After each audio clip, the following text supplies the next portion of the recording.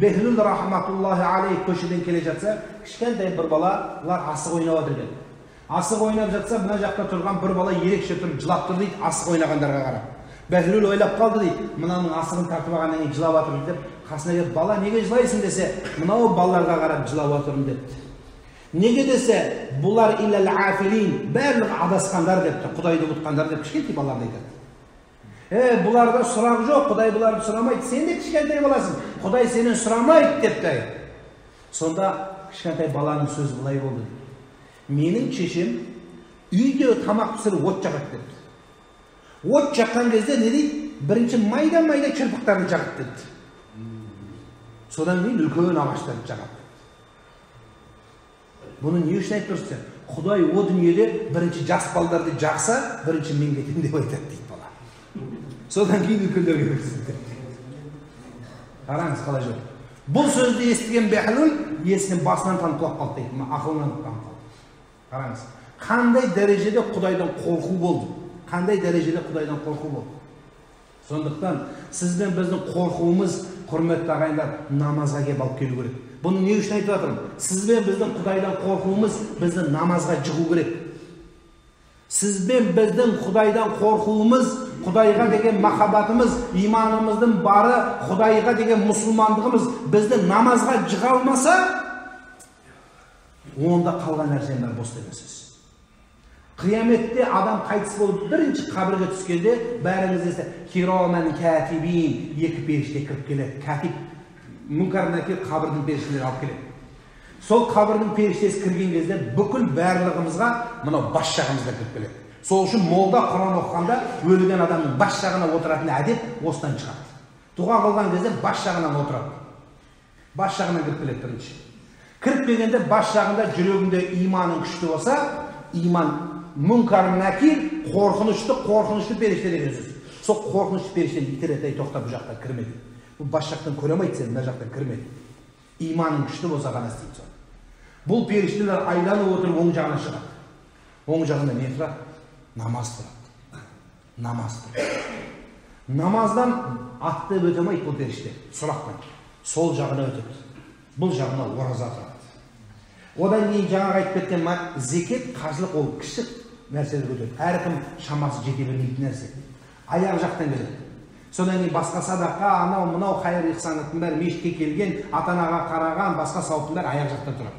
Сол жақтан да кірамағайса, көп болса сауабы кірамай, алды жағынан келіп тұрып, ей Алланың сүйікті періштесі, пендесі, сұраққа жауап бер деп, мән раббука, динука, Расулуллаң кім, пайғамбарың кім, дінің қайсы, кітабың қайсы деген сұрақтарды сол кезде қояды. Сондықтан сол оң жағымызда намаз тұрады екен ол. Пайғамбарымыз алейхиссалату вассалам мына бір хадисте айтты. Ликулли шайин мифтахун. Барлық нәрсенің кілті болады деді.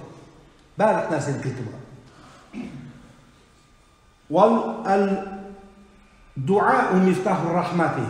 Дұға жақсылықтың кілті деді. Бір жақсылыққа жету үшін сұрайсыз Құдайдан. Соны Құдай береді. Сіз бен біздің ата-анамыз бәріміз үшін сұраған. Менің бала-шағам аман болсын, үлкен адам болсын деп еді, бәріміз үлкен болдық. Аман болсын деді, міне бәріміз аман жүрміз. Екіншісі пайғамбарымыз айтты, "Вал уду мифтахус салати" деді. Дәрет намаздың кілті деді. Дәрет намаздың кілті деді. Намаз, дәрет, мешітке намаз оқи алмайды, не жаназа оқи алмайды, не 5 уақыт ешқандай намаз оқи алмайды. Кім? Дәреті жоқ адам намаз оқи алмайды. Оқыса діннен шығып кәпір болады деді ғалымдарымыз. Ханафи мазхабында дәретсіз намаз оқыған адам кәпір деп айтады. Өйткені Алланың әміріне сонша құл не жасаған үшін. Сол үшін дәретті алып тұрып намаз оқу керек. Дәретің жоқ па, ешкімнен үй алмау керек, бару керек, су бар, Құдайға шүкір, бет қолын жуып дәретіңізді алыңыз. Дәретпен ғана оқыңыз. Ана жаназа тұрып алып, дәреті бар, дәреті жоқ, орыс, оймауыт, Қытай, анау мынау қисық-қисықтың бәрін тұрғызып жібереді олар кей жаназа. Бұл дұрыс емес. Дәреті барлар ғана тұрады намазға. Дәреті барлар ғана тұрады. Бүгін намаз үйретем, одан кейін дәрет деген ол коммунизм кезінде болған қазір жоқ ондай нәрсе, дұрыс емес. Дәреті барын ғана намазға тұрып өтеу керек, сол дәреті барлар ғана тұрады, сөйтіп намаз оқиды. Енді пайғамбарымыз айтты, намазды ашатын нәрсе ол дәретті. Енді әл-мифтахул жәнна, жәннеттің кілті ол намаз деп пайғамбарымыз. Cennetin kıltı namaz. Bu sahih hadis.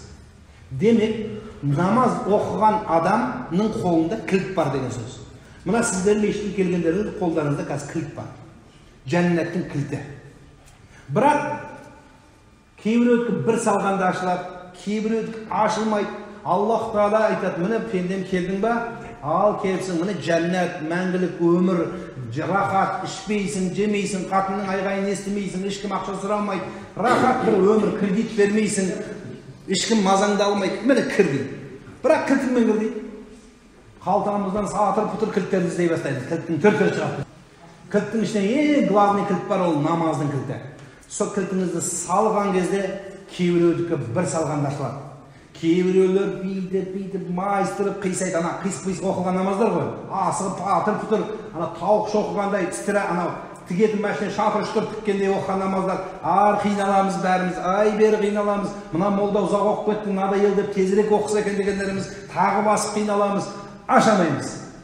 Ал сол кезде Аллах сол кезде басқа сауаптарыңыз көп болса, ана кішкене жәрдем беріп, анау зубиялар дейді ғой, тістің тістері, кілттің тістері кішкене келіп қытыр-қытыр бір ашылады, қытыр-қытыр екі ашылады. Әйтеуір түбі ашылса екен енді бәрімізге тілейген.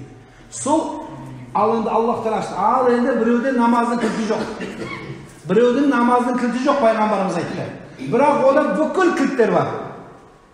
Садақа жасаған, көпір салған, елді басқарған, әділ басқарған, бүкіл кілттер бар. Вагон кілт бар. Бірақ намаз деген кілт жоқ екен бұл адамда. Пайғамбарымыз не айтты? Cennetin kілті, есігінің кілті намаз деді. Айтқан жоқ басқа садақа деді. Намаз деді. Ал енді кілтті тығып атыр, бір вагон келмейді, бір вагон кілтті тығады деп. Ол кілттің бәрі не болды? Металлон болады да, металлон. Лақтырып жібереді. Сондықтан пайғамбарымыз алейхиссалату вассалам намаз жәннеттің кілті деді. Сол кілтіңізден жақсылап қараңыз. Сол кілтіңіз постоянно мойныңызда жүрсін. Ана Сұлтан Сүлейман қазынаның кілті мына қолында пешаты болған. Ол кезде кілт жоқ қой. Табақтай кілтті көтеріп жүрмейді, ана кілт ұстайды. Сонда кілтті ана ашатын адам мына қолында пешаты бар екен. Сол пешатты бүйтіп қойса ғана кілті болады екен. Сол соның кілті болған. Сіз бен біздің кілтіміз сол. Құда қаласа намаз болады, құрметті ағайын. Үлкен Алланың қазынасы, мәңгілік жәннат деген жердің кілті сол намаз болады. Сол үшін намазды оқығанда басыңыз сәждеде көбірек жатуға тырысыңыз. Көбірек жатыңыз. Киноны көріп, ана рекламасы келіп қалған кезде, ай, жынымыз келеді, неге бұл соншама солай болып кетті деп, ар жағын өзіміз ойлап, өзіміз қалай болар екен, кино немен бітер екен дейміз. Құдай сол сияқты, сол намаздың кілті, құрметті ағайындар, қазір Құдай қолымызда тұр. Қараңызшы, аяғыңыз бүтін, тік тұрып намаз оқисыз. Тік тұрып намаз оқиын десе, инвалидтер оқи алмайды. Дәретін барып алайын десе, дәретін ала алмайды. Ауру оған Құдай. Сізбен бізді Құдай сау қылды ғой. Бүкіл ағза мүшемізді бүтін қылды ғой. Сол кілтімізді қалай ашып, қалай жаулатырмыз, бұл Аллах Тағаланың құзыретінде, құрметті ағайын. Сол үшін сіздер мен біздер сол кілттерімізге нақты ие болуға Алла Субхана ва Тағала қолымызда болуға Аллах Тағала өзі нәсіп еткен болсын.